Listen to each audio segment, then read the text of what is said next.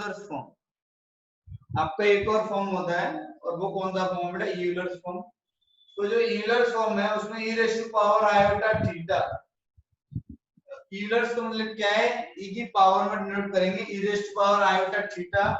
आपका क्या होता है बेटा, cos of theta plus iota sin theta, यानी कि हम cos theta plus iota sin theta को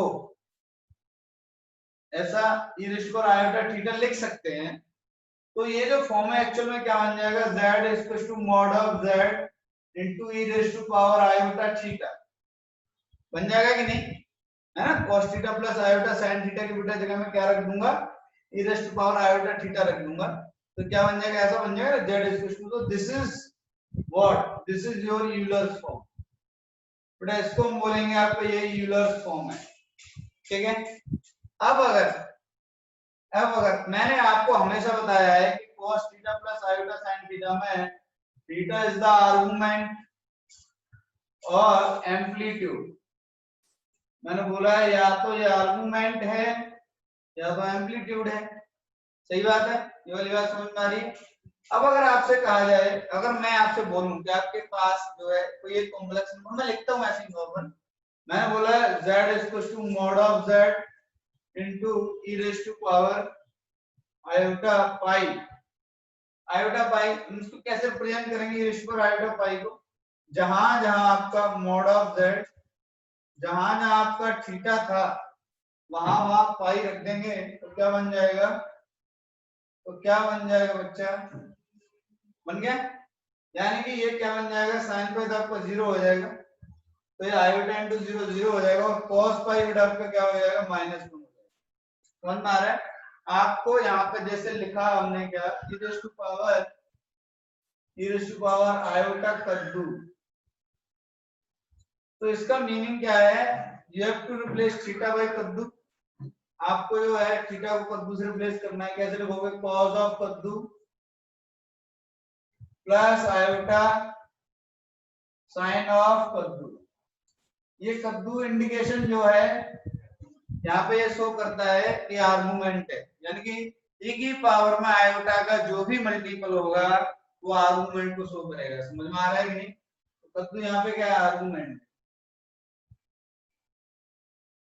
बैंगन, भिंडी, जो भी आप रखना चाहो कुछ भी रख सकते हो, जो आपका मन करे आप वो रख सकते हो, कोई फर्क नहीं पड़ेगा।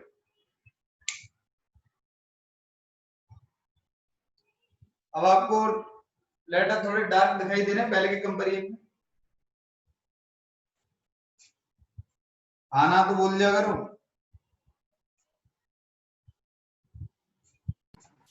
Yes sir.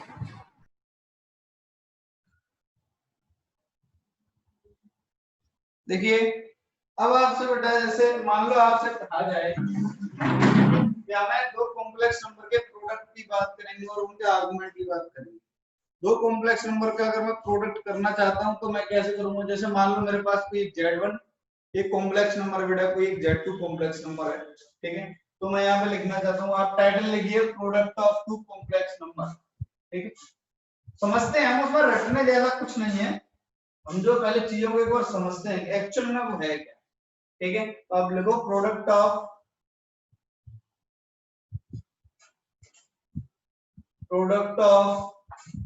To complex number, product of two complex number, ठीक है। पहला वाला जो है, पहला वाला आपका z1 लिखा हुआ है mod of z1 into cos of theta 1 plus iota sign of theta 1, ऐसा। भाई पहले कॉम्प्लेक्स नंबर को ऐसे लिख लिया, ऐसे तो लिखेंगे भाई पोलर फॉर्म में, नहीं। और दूसरे वाले को हमने क्या लिख लिया, z2 mod of z2 into cos of theta 2 plus iota sign of theta 2, ऐसा, ठीक है। दूसरे को हमने ऐसे लिख लिया। अब हम दोनों का क्या कर रहे हैं, मल्टीप्लिकेशन कर रहे हैं, तो z1 इनटू z2 देखते हैं क्या आता है, तो क्या बनेगा, mod of z1 into mod of z2। अब लेकिन यार इसका मल्टीप्लाई करेंगे तो लफड़ा बनेगा, काफी लंबा चौड़ा। तो मैंने क्या किया, ये जो पार्ट है आपका मॉड ऑफ z1 इनटू, मैं जैसे इसको यूलर फॉर्म में लेके जाऊंगा हमारा प्रोडक्ट आसान हो जाएगा। मैंने इसको लिख लिया ई रेस टू पावर आयोटा। अब आर्गुमेंट मुझे दिख गया क्या है, थीटा 1 है, तो आयोटा का मल्टीपल क्या होगा यहाँ पर, थीटा 1 होगा भाई। ठीक है, यहाँ पे mod of z2 e raise to power iota, argument मुझे दिख रहा है यहाँ पे क्या है, थीटा 2 है, तो आयोटा का मल्टीपल क्या होगा, थीटा 2 होगा। अब मल्टीप्लाई में आपका क्या है, e raise to power iota theta 1 into e raise to power iota theta 2। सही बात है, ऐसे लिखेंगे कि नहीं लिखेंगे? इसका मतलब क्या है, आपका बन क्या रहा है, z1 into z2 equals to, यहाँ पे आप देखिए बेटा mod of z1 into mod of z2। अब ये देखिए आपका बेस सेम है, पावर आपके डिफरेंट है, तो भाई ऐड हो जाएंगे, तो क्या बन जाएगा, e raise to power iota common ले लिया, थीटा 1 प्लस थीटा 2। सही है, सही है। अब आपने क्या किया, आपने देखा कि अगर ये z1 और z2, z1 इंटू z2 ये भी अपने आप में एक कॉम्प्लेक्स नंबर है भाई, बिल्कुल ये भी अपने आप एक कॉम्प्लेक्स नंबर है, और e raise to power iota into theta 1 plus theta 2, तो थीटा 1 प्लस थीटा 2 आपका आर्गुमेंट को शो कर रहा है। थीटा 1 प्लस, मैंने पहले बोला था ई की पावर में आयोटा का जो मल्टीपल होगा बेटा वो किसको शो करेगा, आर्गुमेंट को। अगर मैं यहाँ पे ये तो कहीं इक्वेशन मैंने यहाँ पे इसको कुछ मान लिया तो थोड़ी रुक, इसको मैंने इक्वेशन फर्स्ट मान लिया, लेकिन अगर मैं e raise to power iota theta 1 plus theta 2 लिखना चाहूं तो कैसे लिखूंगा, जो आर्गुमेंट है वो cos को पकड़ाते हैं और sin को पकड़ाते हैं। ठीक है, तो कैसे लिखेंगे, cos of theta 1 plus theta 2 cos को दे दिया, और iota iota sin of theta 1 plus theta 2 sin को दे दिया।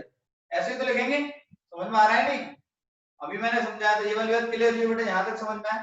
अगर मैं आपसे कहूं e raise to power iota theta 1 plus theta 2 plus theta 3 ये लिखना है, तो कैसे लिखोगे, cos of theta 1 plus theta 2 plus theta 3 plus iota sin of theta 1 plus theta 2 plus theta 3। ऐसा समझ में आ रहा है, समझ में आ रहा है? और प्रोडक्ट करना है अगर आपको तो यूलर्स फॉर्म में ले जाकर के करिए, सिंपलीफिकेशन करने में बहुत आसानी होगी। एज इट इज अगर मैं वैसे भी आपको करके दिखा सकता हूं, इसको कोई बहुत बड़ी बात नहीं, नॉर्मल में भी करके दिखा सकता हूं, बट यही आएगा, ये जो लगा है ना, ये जो है यही आएगा। इसका मतलब क्या है, यहाँ से हमें पता चला कि z1 इनटू z2 जो कि मैंने बेसिक आपका एक लेक्चर लिया तो उसमें मैंने आपको बताया था कि अगर आप दो कॉम्प्लेक्स नंबर का प्रोडक्ट लेते हो तो वो भी एक कॉम्प्लेक्स नंबर को भी रिप्रेजेंट करेगा।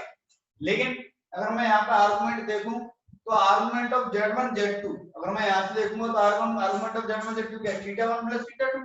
अगर मैं लिखना चाहूं तो मैं क्या लिख रहा हूँ यहाँ पे, आर्गुमेंट ऑफ, मैंने लिखा आर्गुमेंट ऑफ z1 z2, ऐसा z1 और z2 का आर्गुमेंट अगर आपसे देखा जाए तो जो e की पावर में आयोटा का मल्टीपल है वही z1 z2 का आर्गुमेंट है। अगर आपसे कहा जाए कि z1 का आर्गुमेंट बताइए तो e रेज़ टू पावर आपका क्या लिखा हुआ है, आयोटा थीटा 1, तो z1 का आर्गुमेंट क्या होगा, थीटा 1 है, z2 का आर्गुमेंट क्या है, थीटा 2 है, तो z1 z2 का आर्गुमेंट क्या होगा, तो e की पावर में आयोटा का मल्टीपल है, यानी कि थीटा 1 प्लस थीटा 2। तो आर्गुमेंट ऑफ z1 z2 बेटा तुम्हारा क्या आएगा, थीटा 1 प्लस थीटा 2। ऐसा। अब थीटा 1 एक्चुअल में क्या है, what is theta 1 here, theta 1 आपका क्या है, आर्गुमेंट ऑफ z1 आपका क्या है, आर्गुमेंट ऑफ z1, भाई थीटा 1 क्या है आपका, z1 का आर्गुमेंट प्लस थीटा 2 बेटा क्या है तुम्हारा, z2 का आर्गुमेंट। थीटा 2 तुम्हारा क्या है, z2 का आर्गुमेंट। अगर आपसे, ये तो आपका एक बेसिक कंडीशन इस तरीके से निकल के आया है, ठीक है, यहाँ पे इस तरीके से बेसिक कंडीशन निकल गई। अगर मैं इस कंडीशन को जनरलाइज करना चाहूं, अगर मैं इस कंडीशन को जनरलाइज करना चाहूं तो बच्चे जनरलाइज कैसे करेंगे, जनरलाइज करने का मतलब है, मान लो अगर n कॉम्प्लेक्स नंबर का मल्टीप्लिकेशन हो रहा है, ठीक है, जनरलाइज करने का मतलब क्या है, n कॉम्प्लेक्स नंबर का मल्टीप्लिकेशन हो रहा है। आपने यहाँ तक नोट किया सभी ने, वीडियो सभी के विजुअल होने चाहिए, जिन जिन का भी नेटवर्क काउंट कर रहा है, मैं पहले बता दे रहा हूं।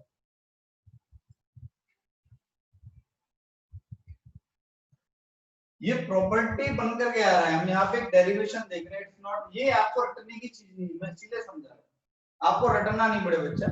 जैसे मैंने बोला आपको कि मैंने z1 z2 और z3 तीनों का मुझे मल्टीप्लिकेशन करना है, बट कंडीशन क्या है, आपसे तो ये कैसे बनेगा आपका mod of z1 mod of z2 और mod of z3 into e raise to power iota θ1 θ2 plus θ3। ये क्यों प्लस हो रहे हैं भाई? क्योंकि पावर में आ रहा है बच्चा, बेस सेम है, पावर डिफरेंट आ रहा है तो ऐड होगा ना। एक्सपोनेंट ऑफ पावर आपने पढ़ा होगा, ठीक है, एक्सपोनेंट ऑफ रियल नंबर आपने 9th में पढ़ा होगा, ठीक है। अब यहाँ पे देखो θ1 प्लस θ2 प्लस θ3 आर्गुमेंट है किसका? इसका आर्गुमेंट, आर्गुमेंट ऑफ आपसे पूछा जाए z1 z2 into z3, इन तीनों का arg का मतलब है आर्गुमेंट, आप बताइए तो क्या है भाई? θ1 प्लस θ2 प्लस θ3 है कि नहीं है? इसका मतलब क्या है? θ1 बेटा क्या है? आर्गुमेंट ऑफ z1, θ2 आपके क्या है बच्चा? आर्गुमेंट ऑफ z2 और θ3 क्या बेटा? Argument of z3। भाई ये सबके इंडिविजुअल आर्गुमेंट है, समझ में आ रहा है? लेकिन अगर z1 z2 z3 अपने आप में कॉम्प्लेक्स नंबर को रिप्रेजेंट करेगा और उस z1 z2 z3 का आर्गुमेंट बेटा क्या है? θ1 प्लस θ2 प्लस θ3। लेकिन व्हाट इज θ1? θ1 क्या है? आर्गुमेंट ऑफ z1 है। θ2 क्या है? Argument of z2। θ3 क्या बेटा? Argument of z3। समझ में आ रहा है? आर्गुमेंट में इतना बढ़िया से मैंने लेक्चर लिया था तो सर्कल बना करके चारों क्वाड्रेंट के लिए समझाया था कि किस किस तरीके से अगर कौन सा कॉम्प्लेक्स नंबर किस क्वाड्रेंट में है, तो अगर कोई फर्स्ट में सेकंड थर्ड फोर्थ सब में बताया था कि आर्गुमेंट आपको ढूंढ के क्या है, ठीक है। प्रिंसिपल आर्गुमेंट का रेंज मैंने आपको बताया था बेटा -π to π, बताया था ना, याद होगा, ठीक है। फर्स्ट क्वाड्रेंट में आपका आर्गुमेंट थीटा, सेकंड क्वाड्रेंट में argument π minus theta, third quadrant में आपका π प्लस थीटा और फोर्थ क्वाड्रेंट में आपका argument 2π minus theta. Principal argument आपका फर्स्ट और सेकंड क्वाड्रेंट में सेम रहता है। थर्ड क्वाड्रेंट में बेटा प्रिंसिपल आर्गुमेंट -π प्लस थीटा और फोर्थ क्वाड्रेंट में आपका आर्गुमेंट माइनस थीटा। समझ में आ रहा है? अब देखो मैं जनरलाइज करना चाहता हूं, n कॉम्प्लेक्स नंबर का मल्टीप्लिकेशन हो रहा है। अभी तो हमने 2 का देखा, 3 का देखा, अब n का हो रहा है, n का। तो इसका मतलब क्या है? n का अगर मल्टीप्लिकेशन हो रहा है मान लो, तो आर्गुमेंट ऑफ जो n मल्टीप्लाई हुआ ना कॉम्प्लेक्स नंबर z1 z2 और z3 से लेके मान लो आपका zn, ऐसा z1 z3 से लेकर आपका ऐसा zn, ये आपका क्या आएगा? अगर इसके आर्गुमेंट की बात करें तो क्या आएगा? Argument of z1 plus argument of z2 plus argument of z3 से लेकर के डॉट डॉट डॉट कहां तक? Plus argument of z। यानी कि जितने भी कॉम्प्लेक्स नंबर का प्रोडक्ट करने के बाद उनके आर्गुमेंट की प्रॉपर्टी लिखोगे तो आपको जनरलाइज करके ऐसा है। n अगर 2 है तो θ1 प्लस θ2, n अगर 3 है तो θ1 प्लस θ2 प्लस θ3, n अगर आपका 4 कॉम्प्लेक्स नंबर का मल्टीप्लिकेशन हो रहा है तो θ1 प्लस θ2 प्लस θ3 प्लस θ4। समझ में आ गया? यहां तो कोई डाउट हो तो बोलो बच्चे। तनु क्लियर है? तनु वॉइस आ रही है तुझे? जैसे अगर आज फिर नहीं सुनाई दे रहे से रिधि पूछना है इसको, हाँ सर। पूछ इसको, पूछ इसको सुनाई दे रहा है? जैसे सुनाई सर। सुनाई दे रहा है तेरे को? हाँ सर। क्या बात है, पहुंच गई मेरी आवाज? वाह।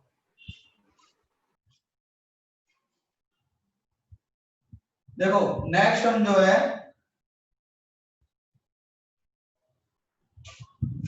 अब हम बात करते हैं डिवीजन की। मुझे उम्मीद है कि ये आपकी समझ में आ गया होगा, क्योंकि ये किस तरीके से बनता है।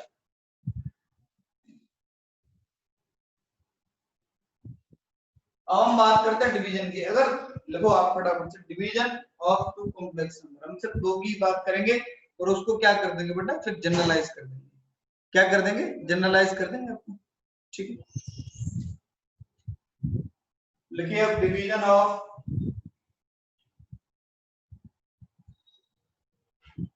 Of two complex number.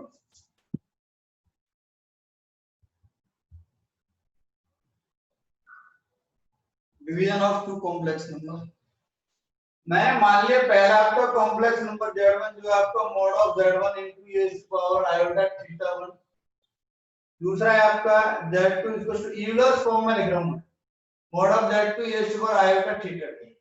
भाई सही रहेगा थोड़ा, इनवर्स फॉर्म में क्या है? e की पावर में लेके काम बन जाता। तो z1 डिवाइडेड बाय z2, इसको हम लिखेंगे तो क्या लिखेंगे? Mod of z1 divided by mod of z2 e raised to power iota theta 1 divided by e raised to power iota theta 1 divided by e raised to power iota theta 2 ऐसा। ठीक है, तो यहाँ पे क्या बन जाएगा, ये तो आपका कांस्टेंट ही रहेगा भाई, ये तो आपका क्या मॉड्यूलस है, ये तो एक क्वांटिटी है। समझ में आ रहा है, चेंज किस में आएगा इसमें, हम क्या ले सकते हैं mod of z1 divided by mod of z2 ऐसा। और देखो ये जो e का पावर है ये ऊपर जाएगा भाई, ये e का पावर ऊपर जाएगा तो क्या हो जाएगा, नेगेटिव हो जाएगा। तो क्या बन जाएगा e raise to power iota आपने कॉमन ले लिया थीटा 1 माइनस थीटा 2, बनेगा कि नहीं बनेगा ये बताओ, बनेगा।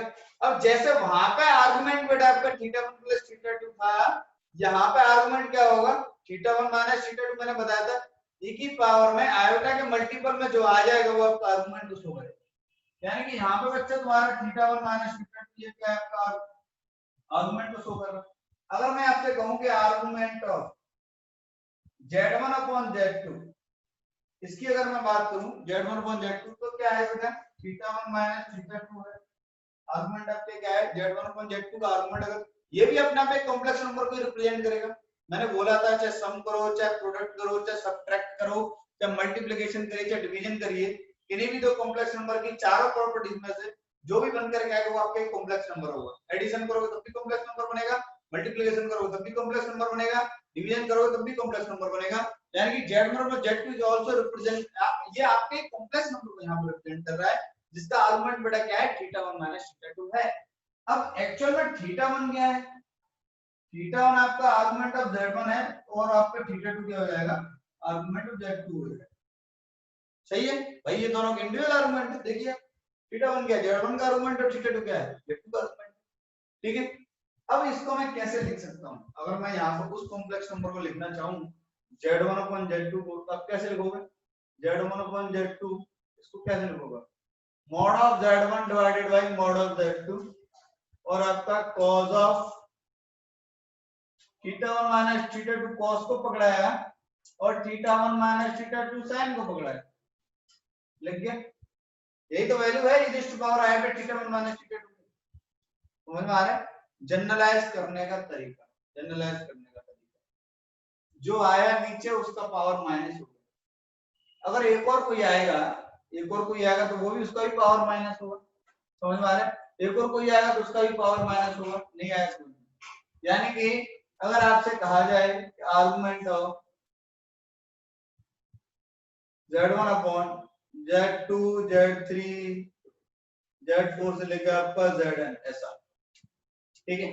अगर मैं देखूं ये क्या बनेगा बेटा आपका argument of z1 minus argument of z2 लेके माइनस आर्गुमेंट ऑफ zn, ये आपका जनरल हो गया भाई, सारे आर्गुमेंट आपके माइनस फॉर्म में है। जैसे 2 का थीटा 1 माइनस थीटा 2 है बेटा, ऐसे ही बाकी के आर्गुमेंट आपके माइनस हो जाएंगे। मॉड ऑफ z1 का तो आपको पता ही है बेटा, मॉड ऑफ z1 का मतलब क्या है मॉड्यूलस ऑफ z1 और मॉड ऑफ z2 का मतलब क्या है मॉड्यूलस ऑफ z2, जो कि आपको निकालना आता है रूट ऑफ इमेजिनरी पार्ट का square plus real part.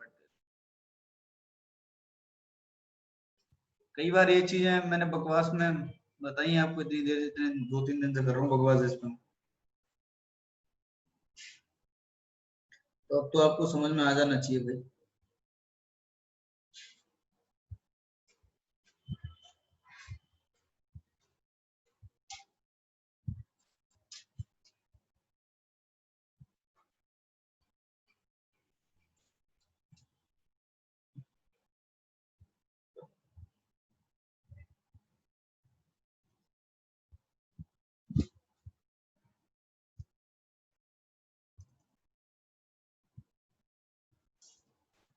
Next देखो, लिखिए बेटा logarithm of a complex number, यहां से लिख लो log of a complex number, ये ज्यादा बढ़िया रहेगा।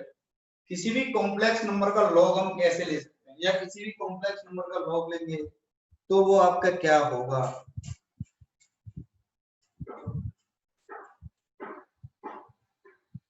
अब जैसे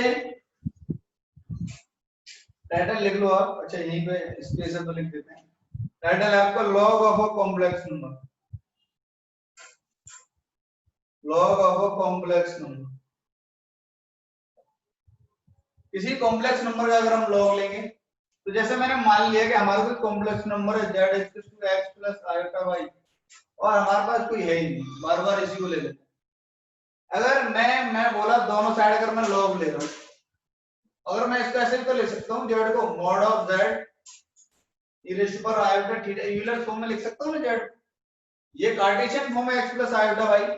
मैंने कहा यार कार्टेशियन फॉर्म में मेरे को जमता नहीं है, मैं इसको यूलर फॉर्म में ले गया। उसका रीजन क्या है, इसमें मुझे e दिखता है, e है ना, और लॉग का e से रिलेशन है ना कुछ ना कुछ, वही बताते हैं क्या है। तो दोनों साइड के लॉग ले लिया तो क्या बन जाएगा लॉग ऑफ z, यानी कॉम्प्लेक्स नंबर का z, ये क्या बनेगा log of mod of z into e raise to power iota theta, ऐसा बनेगा, बनेगा कि नहीं। अब दो चीजें यहाँ पे प्रोडक्ट में, मॉड ऑफ z ये आपका m का काम करेगा और e raise to power iota theta आपका n का काम करेगा। तो log of m into n क्या होता है आपका log m plus log n होता है कि नहीं। तो यानी कि log ऑफ z तुम्हारा बच्चा क्या बनेगा, log ऑफ z तुम्हारा क्या बनेगा भाई, log of mod of z plus ये बन जाएगा log ऑफ, अब आप देखिए ये जो e है ना, तो यहां अगर मैं ln की बात कर रहा हूं, log ले रहा हूं, अगर मैं बेस e पे log ले लूं, इस पे बेस e पे, इसमें ले लूं बेटा बेस e पे, तो यहाँ पे बेस e तो है ही है आपका, ये आपका लिखा हुआ e raise to power iota theta ऐसा। तो तुम्हें देखा ये जो पावर है ये तो आगे आएगा ही आएगा तुम्हारा, तो ये क्या बन जाएगा log ऑफ, या ln z आप बोल सकते हो, तो ln of mod of z plus iota theta, और ये आपका क्या बनेगा log of e of e। तो जब इनपुट और बेस बेटा आपके सेम होते हैं नहीं, तो वैल्यू क्या हो जाएगा 1, तो ये तो क्या बनाएगा 1 बनाएगा। तो एक्चुअल में आपका फाइनल फॉर्मूला क्या निकल के आएगा, आपका बेटा फाइनल फॉर्मूला क्या निकल के आएगा, किसी भी कॉम्प्लेक्स नंबर का लॉग लेने पर आपका जो फॉर्मूला जनरेट होगा वो आपका क्या होगा log ln ऑफ z, यानी कि ln of mod of z का मतलब क्या है, मॉड ऑफ z तो उसके मॉड्यूलस की बात कर रहे हो, कोई भी कॉम्प्लेक्स नंबर हो क्या तो मॉड्यूलस नहीं, तो ln of root of x square plus y square, भाई यही तो मतलब है, आप जो उसके मॉड्यूलस की बात कर रहे हो, दिस इज व्हाट मॉड्यूलस, इसको बेटा हम क्या बोलते हैं मॉड्यूलस, और प्लस आयोटा, और थीटा क्या है, थीटा क्या है उसका आर्गुमेंट, थीटा क्या है भाई आर्गुमेंट है उसका, तो iota into argument of z। तो दो बात है तो हमेशा आपको फाइंड करनी पड़ेगी, उसका मॉड्यूलस और एक उसका आर्गुमेंट, ठीक है, इसी फॉर्म में आपको लिखना, इसी फॉर्म में आपको लिखना है, बस यही तो है, इसी फॉर्म में बेटा तुम्हें लिखना है। जगह नहीं दिख रहा है जहां पे लाइट आ रहा है वहां पे लिखा हुआ है iota into argument of z, मैं बोल रहा हूं अगर तुम्हें नहीं दिख रहा हो तो।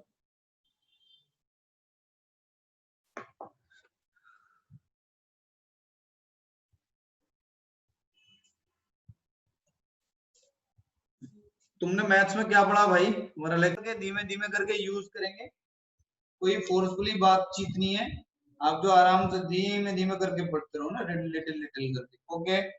अब देखिए हम यहाँ पे क्वेश्चन करेंगे, पहले एक छोटा सा क्वेश्चन लेते हैं जिसमें आपको थोड़ा फील आए, ठीक है। तो right the complex number in polar form, और वो मैं अच्छा इधर ही लिख देता है, -3√2 पहले ही बताया आपका, -3√2 प्लस 3√2 आयोटा, इसको मैंने z बोल दिया भाई, ठीक है। अब देखो लिखो मत, तुम तो सुन लो बस, एक क्वेश्चन मेरे से सुन लो, चैनल बंद कर दो भाई, लिखना बंद करिए आप, ये एक समझ लो बस, उसके बाद तुम खुद करो। अभी अगर देखा जाए तो ये वैल्यू बेटा x का और ये बेटा वैल्यू तुम्हारा y का, सही बात है। अगर बेटा मैं इसको कोऑर्डिनेट फॉर्म में लिखूंगा तो -3√2 और 3√2 ऐसा, भाई कोऑर्डिनेट फॉर्म में ऐसा होगा -3√2 और 3√2, इसका मतलब क्या है माइनस प्लस, ये बंदा ये प्लस का और ये माइनस का, कहां पहुंच गए भाई, कॉम्प्लेक्स नंबर अपना किधर है सेकंड क्वाड्रेंट में, अपना कॉम्प्लेक्स नंबर किधर, अपना कॉम्प्लेक्स नंबर सेकंड क्वाड्रेंट में, यहाँ पे -3√2 और 3√2 ऐसा, अपना कॉम्प्लेक्स नंबर सेकंड क्वाड्रेंट में। अगर मैं थीटा फाइंड करूं, नहीं नहीं साइन भी लेना है आपको, साइन नहीं लेना है, सिर्फ थीटा फाइंड करना है, ओनली अगर आपको tan थीटा फाइंड करना है बेटा, तो आप क्या करोगे, इमेजिनरी पार्ट आपका 3√2 है डिवाइडेड बाई रियल पार्ट आपका क्या है 3√2 है, ठीक है। साइन नहीं लेना है आपको, साइन की बात नहीं करनी, एक्स और वाई की वैल्यू में इससे कैंसिल आउट हो जाएगा, 1 आएगा, तो थीटा आपका क्या हो जाएगा 45, क्या हो जाएगा theta 45। But this theta is not your argument, this theta is not your argument. Argument क्या होगा, आर्गुमेंट तो भाई होगा पाई माइनस थीटा, क्यों, क्योंकि सेकंड क्वाड्रेंट में है कॉम्प्लेक्स नंबर, समझ में आ रहा है कि नहीं, सेकंड क्वाड्रेंट में कॉम्प्लेक्स नंबर, इसलिए आर्गुमेंट बेटा क्या होगा पाई माइनस थीटा। तो पाई का मतलब क्या है आपका 180 माइनस 45, यानी कि आप कह सकते हो 135, और 135 को आप लिख सकते हो 3 पाई बाई 4, क्या लिख सकते हो 3 पाई बाई 4, 3 पाई बाई 4 बेटा आपके क्या है आर्गुमेंट है। अगर आपको पोलर फॉर्म में लिखना है, अगर आपको पोलर फॉर्म में लिखना है तो भाई पोलर फॉर्म तो अभी बताया था तुमको कि क्या होता है, पोलर फॉर्म बेटा क्या होता है तुम्हारा, पोलर फॉर्म आपका क्या होता है, पोलर फॉर्म आपका होता है z equals to mod of z आपका cos theta plus iota sin theta, यही आपका क्या होता है पोलर फॉर्म होता है, ठीक है। आपने क्या किया, ठीक, अब ये जो थीटा है यहाँ पे ये आर्गुमेंट है, ये जो थीटा है वो आर्गुमेंट नहीं है, समझ में आ रहा है मैं क्या कहना चाह रहा हूँ, आप यानी कि ये यूज करोगे, आप क्या यूज करोगे बेटा ये, ठीक है। तो आप क्या लिखोगे मॉड ऑफ z, अच्छा मॉड ऑफ z और रह गया आपका, तो मॉड और निकाल लेते हैं भाई, रूट ऑफ आपके क्या आएगा रियल पार्ट का स्क्वायर यानी कि माइनस 3√2 का होल स्क्वायर प्लस क्या है आपका 3√2 का स्क्वायर, समझ में आ रहा है, ये आपका क्या आ जाएगा भाई 3√2 का स्क्वायर, 3√2 का स्क्वायर बाहर आएगा तो बनेगा आपका 3√2, और अंदर आपके क्या आ जाएगा यहाँ पे 1 रह जाएगा नहीं, और यहाँ पे भी 1 रह जाएगा, तो 1 + 1 क्या आएगा √2, तो ये आपका √2 आ जाएगा, यानी कि मुझे लग रहा है ये 6 आ जाएगा आपका, सही है। अगर ये 6 आया तो यहाँ पे वैल्यू पुट कर दो, तो z आपका क्या बन जाएगा 6 * cos ऑफ 3 पाई बाई 4, ठीक है ऐसा, plus iota sin of 3 pi by 4, समझ गया, तो यही तुम्हारा क्या आंसर, आर्गुमेंट कॉम्प्लेक्स नंबर बेटा किस क्वाड्रेंट में, इसी हिसाब से आप बार बार फाइंड करोगे, ठीक है। आपको ये वाली बात समझ में आनी चाहिए, क्लियर है। अब मैं देखो एक ऐसा क्वेश्चन लेता हूँ जिसमें थर्ड क्वाड्रेंट में, अभी हमने एक क्वेश्चन किया जिसमें, अच्छा एक और करते हैं, देखो एक क्वेश्चन में फर्स्ट क्वाड्रेंट वाला भी करता हूँ, अभी ये सेकंड क्वाड्रेंट वाला था, एक क्वेश्चन फर्स्ट क्वाड्रेंट वाला करते हैं, थर्ड वाला करते हैं, फोर्थ वाला करते हैं, ऐसा करते हैं। अगर इसी क्वेश्चन को बना दूं तो ये कोई दूसरा लिख लूं, इसी क्वेश्चन को बना दूं थर्ड में, दोनों नेगेटिव कर देते हैं, बताओ कैसे करना है, अलग अलग करना है, चलो इसी को बना देते हैं, दूसरा लिख लेते हैं, चलो जैसे लिख लिया हमने 1 + आयोटा, क्या लिख लिया 1 + आयोटा, तो मैंने 1 + आयोटा को क्या बोल दिया बच्चा z बोल दिया, तो एक तो मुझे मॉड ऑफ z की जरूरत पड़ती है, तो वही निकाल लेते हैं सबसे पहले, तो मॉड ऑफ z तो आपके क्या होगा 1 का स्क्वायर प्लस 1 का स्क्वायर, रियल पार्ट का स्क्वायर प्लस इमेजिनरी पार्ट का स्क्वायर, तो आ जाएगा आपका √2, ये मॉड ऑफ z हो गया जिसको हम r बोल देते हैं, ये आपको मॉड्यूलस, ठीक है। दूसरी बात, अगर मैं यहाँ पे इसका फिगर बनाऊं तो ये आपका कहां पर आएगा, ये आपका 90 आपका थीटा, ये 1,1 फर्स्ट क्वाड्रेंट में आएगा भाई, नहीं 1,1 फर्स्ट क्वाड्रेंट में आएगा क्योंकि दोनों ही पॉजिटिव है, इसका मतलब कि ये जो थीटा है वही आपका आर्गुमेंट है, ये जो थीटा है वही आपका आर्गुमेंट है, समझ में आ रहा है बच्चा। तो हम tan थीटा कैसे निकालेंगे भाई, tan थीटा निकालेंगे, इमेजिनरी पार्ट आपका क्या है 1 है, imaginary part divided by real part, तो tan थीटा 1 यानी कि थीटा आपका कितना आएगा 45, और पाई बाई 4 कितना पाई बाई 4, रेडियन में लेना एंगल हमेशा, डिग्री में नहीं, तो पाई बाई 4 आएगा, तो सीधे सीधे लिख सकते हो क्योंकि जो थीटा फर्स्ट क्वाड्रेंट में है वही आपका आर्गुमेंट होता है, इसमें कोई चेंज ही नहीं होगा, तो बड़ा आपका क्या बन जाएगा answer, z √2 into cos of pi by 4 plus iota sin of pi by 4, ठीक है, समझ में आ रहा है, यही आपका क्या है पोलर फॉर्म है आंसर। अगर मैं इसी क्वेश्चन में एक छोटा सा चेंज करूं, इसी क्वेश्चन में मैंने बोला कि -1 माइनस आयोटा, इसको पोलर फॉर्म में लिखना है, किसको -1 माइनस आयोटा को, आपके दिमाग में खट से क्लिक कर गया कि कॉम्प्लेक्स नंबर भाई तीसरे में पहुंच गया, -1 यहाँ पहुंच गया तीसरे में, अब इसका मतलब क्या है थीटा तो आप फाइंड करोगे, लेकिन आर्गुमेंट क्या होगा पाई प्लस थीटा, आर्गुमेंट क्या होगा भाई पाई प्लस थीटा, समझ में आ रहा है ये वाली बात, आर्गुमेंट अगर आप देखोगे तो पाई प्लस थीटा होगा, ये आपका आर्गुमेंट है। थीटा फाइंड करने का तरीका वही है आपका, तो थीटा फाइंड करोगे तो देखो आपका मॉड्यूलस भी देख लो, आपको √2 आएगा, सेम ही आएगा मॉड्यूलस, और थीटा भी बेटा आपका π/4 आएगा, क्योंकि 1/1 साइन नहीं लेने हैं, साइन भी लेने हैं। ये इंडिकेट कर रहे हैं कॉम्प्लेक्स नंबर किस क्वाड्रेंट में, समझ में आ रहा है मैं क्या कर रहा हूँ बार बार।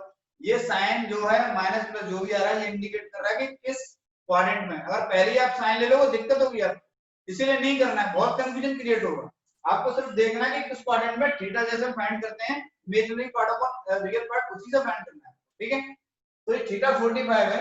अब मैं आर्गुमेंट की बात करूंगा, तो आर्गुमेंट तो मैंने बोला कि पाई प्लस थीटा होता है, तो पाई प्लस π/4 आपके क्या आएगा बेटा 5π/4, क्या हो जाएगा 5π/4। तो इसके लिए हम कैसे लिखेंगे थर्ड के लिए, z इक्वल टू √2 और cos of 5π/4 plus iota sine 5π/4। समझ में आ गया। फर्स्ट क्वाड्रेंट में था तो आपका π/4, सेकंड क्वाड्रेंट में आया तो पाई माइनस π/4 यानी 3π/4, और थर्ड क्वाड्रेंट में आया तो पाई प्लस π। समझ में आ रहा है कि नहीं,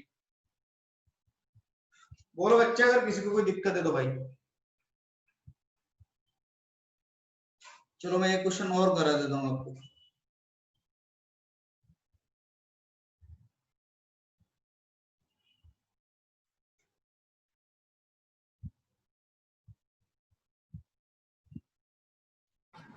सर हाँ बेटा, सर तो प्रिंसिपल आर्ग्यूमेंट कब लेना? प्रिंसिपल आर्गुमेंट बेटा जब वो बोलेगा तब, या आप आंसर को -π टू π के बीच में जो भी आपका आंसर होगा, और पाई से ऊपर चला जाएगा, जैसे मैं बताता हूँ यहाँ पे π/4 प्रिंसिपल आर्गुमेंट का काम कर रहा है, कोई दिक्कत नहीं है, ठीक है। -π टू π के बीच में बेटा 3π/4 तुम्हारा कहाँ है, ये हमने निकाला था 3π/4। देखिए ये जो हमने 3π/4 निकाला, ये 3/4 4 को देखो 3 और 4 ये 1 से कम है, यानी कि पाई तक आपका आंसर आएगा तो ही आप प्रिंसिपल आर्गुमेंट इंक्लूड कर सकते हो, यानी कि 3π/4 को इंक्लूड कर सकते हो। -π टू π के बीच में, पाई से ज्यादा नहीं होना चाहिए, लेकिन 5π/4 पाई से ज्यादा हो गया नहीं, क्योंकि 5 आपका क्या होगा 1 पॉइंट समथिंग और इनटू पाई, तो पाई पॉइंट समथिंग हो जाएगा ना, पाई से ज्यादा हो गया, यानी कि ये आप प्रिंसिपल ये वाला वैल्यू ऑफ प्रिंसिपल आर्गुमेंट में जो है इंक्लूड नहीं कर सकते हो आप, जो है 5/4 3/4 ये सारे वैल्यूज जो है इंक्लूड कर सकते हो। समझ में आया, क्लियर हुआ बेटा। आप जो है रेंज -π टू π में ही हमें देखना है प्रिंसिपल आर्गुमेंट, ठीक है। और आर्गुमेंट तो आपका कुछ भी हो सकता है, वो तो घूमता रहेगा जनरलाइज अगर वैल्यू आप करते हो, ठीक है। कोई दिक्कत यहां तक बोलो फटाफट से। हाँ भाई तनिष्क, समझ में आया बे? Yes sir. हैं यस। क्या आवाज है तेरा, यस बड़ी धीमे निकल रहा है।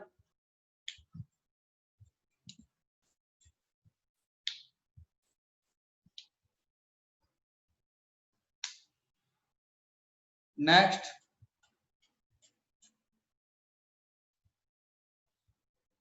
क्वेश्चन लिख लो, 1 + 7 iota divided by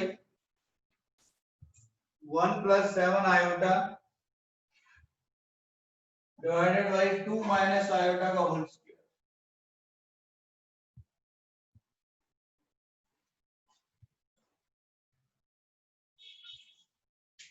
1 + 7 iota divided by 2 + iota का whole square. 1 + 7 iota divided by 2 + iota का होल स्क्वायर।